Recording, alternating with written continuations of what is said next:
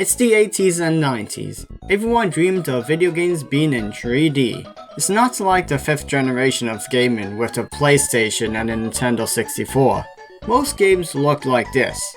Video game consoles were just incapable of producing full 3D polygons at the time. There was the illusion of 3D, but it wasn't true 3D. Then one day, Organized Games went up to Nintendo and was like, "Whoa dude, I can make a chip that will make your games into the next dimension, bro!" Sure, why not? And then they made a game called Star Fox, or Starwing in Europe, for the Super Nintendo. Released on the 21st of February 1993 in Japan, the 26th of March 1993 in North America, and the 3rd of June 1993 in Europe. So, can this game really be in 3D despite it being on a console made for 2D games? And is it good? Let's take a look. The story goes as follows. There was a scientist named Andros on a planet called Corneria, who turned evil and made dangerous experiments. After several warnings, he was eventually banished from Corneria. Many years later, or months, or I don't know, yesterday, Andros declared war with his army and planned to take over the whole Lilat system. General Pepper then hired the Star Fox team, consisting of Fox McCloud, Falco Lombardi, Slippy Toad, and Peppy Hare, to stop Andros and save the Lilat system. So yeah, the story is not as big as, say, Final Fantasy, but really, what is? But the story isn't that important. What matters is the gameplay.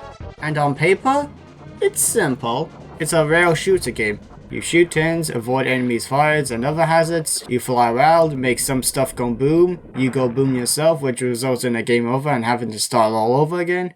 It sounds simple, but trust me, it's more than meets the eye. And I'm not talking about the graphics, which I'll get to later. You pick one of 3 paths of how you want to reach Andros, each with its own difficulty, with level 1 being the easiest and level 3 being the hardest. But rather than the same stages with a higher difficulty, the plans are completely different, meaning the experience in level 1 won't be as similar as the other levels.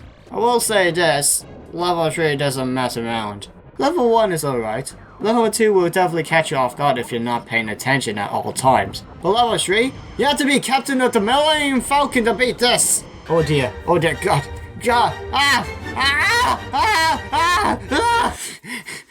This is actually stupid, should I even put this in? The levels themselves are okay. Ignoring how they look for the moment, I'll get to later. They're well designed. I mean, they're mostly the same, but they're good. Okay, rephrase. The planet levels are the same, but the levels that takes place in space are a different story. The planets have the enemies, building blocks, and, I don't know, the rocks. The space level has space whales, my biology class I had this morning, and freaking dreadnoughts!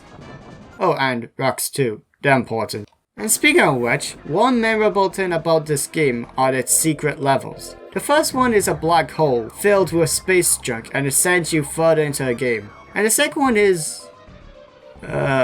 you fight paper planes in this trippy dimension. The boss is a slot machine. Somebody had too much chocolate cake this morning. And what's this? I've beaten the game? What is happening? Anyway, nearly forgot about the controls. They're okay. You can move, shoot, do a barrel roll which reflects enemy projectiles, somehow. Briefly boost or brake, use Nova Bombs to clear all the enemies on the screen. And you can change your point of view with the press of the select button, which has an aiming reticle, so it's a lot easier to aim, but then you don't have a really good idea of your ship's hitbox. You can also power up your blaster up to twice, which does more damage, and it always feels good when your blasters are the muscles you wish you had. I'm very scrawny. Until you take so much damage that your wings break off, downgrading your blaster back to normal, as well as making you move much slower. And you could grab a power-up that turns you invisible for a few hits. At least you're not alone in this George LucasArts galaxy. You will have your wingman by your side who will help you along your journey. Did I say help?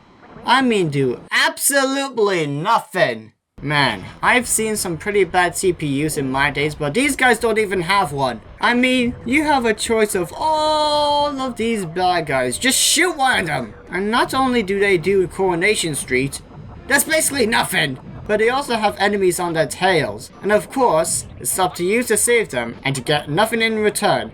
I mean, most of the time, they're in the way. Whoa, jeez, I'm sorry. It's just that there's a million things in my way if you just help me. And they do have dialogue, but I don't know. They can use some work. Gee, sure is dark out there. Hey, what is it, guys? It's Jace being scared of the dark. Jace, the heck is wrong with you? Quit being scared and help the team already. You know it isn't easy having to work outside in the cold dark all the time. It's freaking summer! How is it even cold out here? We're in space, remember? But you can turn the damn heat on. I'm a frog. I'm cold-blooded. And I'm a fox. I'm warm-blooded. I'm going to shoot you all. Did Dr. Avocado drink too much of Red Bull? Looks like we got a call from Retro, the one behind all this. It's that monkey head. What does he want anyway, Fox McCloud? Oh, crap. He's probably gonna beg us to support him on Patreon. Seriously, guys? 5 months and that's the best you got for the joke? So ignoring whatever that was for a second, the bosses are fun. They all vary from easy to hard. Like this one where I just can't hit their weak spots and I just have to keep waiting and avoid the shots and I'm getting really mad. Other than that, I like them all. I'd also like to point out that one of the boss is literally a base and you blow up like the Death Star. This stopped being funny like 10,000 years ago. And the final boss with Andros is... yeah, it's a weird one. You shoot out his eyes while he spits out Kid Icarus and then he turns into Nintendo 64, and on the hard part, he turns into my worst nightmares. Let's move on to the most well-known bit about the game, the presentation.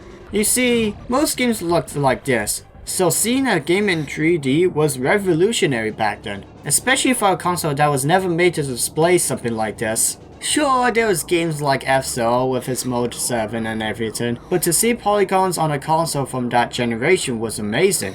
Granted, they look kinda lifeless, so does the planets, but they're still good enough to make you just go, wow. However, if there's one problem I have with the game, it's the frame rate. It's slow, and when it slows down even more, ugh, I don't even know. The soundtrack is good though. It has one catchy tune, while the rest is mostly atmospheric, something that Eco cannot do. But seriously, I like how orchestrated it is. Well, as much as the Super Nintendo can do anyway. So, what are my final thoughts on Star Fox / Starwing? It's a really good game, fun and exciting gameplay, impressive 3D graphics, and dear lord, the hard part! My only complaint is the frame rate, but it's just too good of a game that it doesn't really matter. Give it a try if you get the chance. Retrominimii, signing out! Thank you for watching this episode of Retro's Review. Shout out to all the people who participated in the conversation joke. I regret it a little bit, but after editing it, it's turned out okay actually. Sorry that this review is kinda short.